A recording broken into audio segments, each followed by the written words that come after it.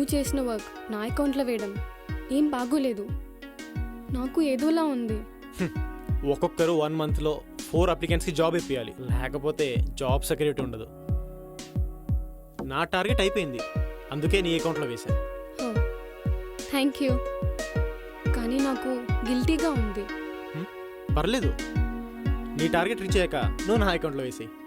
Okay, but 1 condition. ఏంటో అది? ఈ అప్లికెంట్ వల్ల వచ్చే ఇన్సెంటివ్ అమౌంట్ నువ్వే తీసుకో. నీ వల్ల నాకు జాబ్ సెక్యూరిటీ దొరికింది, నాకు అది చాలు.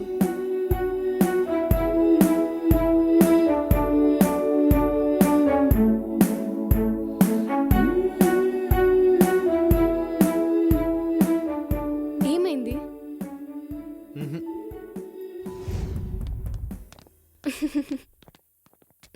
హాయ్ రాజ్. ఏ హాయ్ రా. నువ్వు వెళ్ళు. ఓకే. ఏంటి మామ, తను వచ్చాక మమ్మల్ని కలవడమే మానేసాం. అదేం లేదు, పైగా పికప్ డ్రాపింగ్ కూడా. ఏంటి సంగతి? ఏ ఊరుకో మామ, అలా ఏం లేదు. పక్క సీటే కాబట్టి కొంచెం క్లోజ్గా ఉంటున్నాను. ఇక పికప్పింగ్ డ్రాపింగ్ అంటావా? ఎలాగో నేను వెళ్ళే దారే కదా. వెహికల్ అయితే కొంచెం లేట్ అవుతుంది, అందుకే. అంతేనా? ఇంకేమైనా ఉందా? ఊరుకోమమ్మా, పదరా. సరేలే.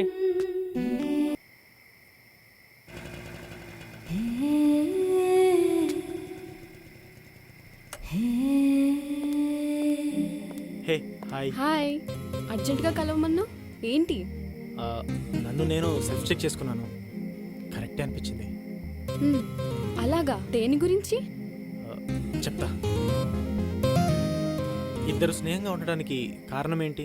ఫస్ట్ పరిచయం, ఆ తర్వాత ఇద్దరి ఇంటెన్షన్ ఒకేలా ఉంటే ఫ్రెండ్షిప్ కంటిన్యూ అవుతుంది. ఇద్దరు విడిపోవాలంటే చిన్న కారణం చాలు.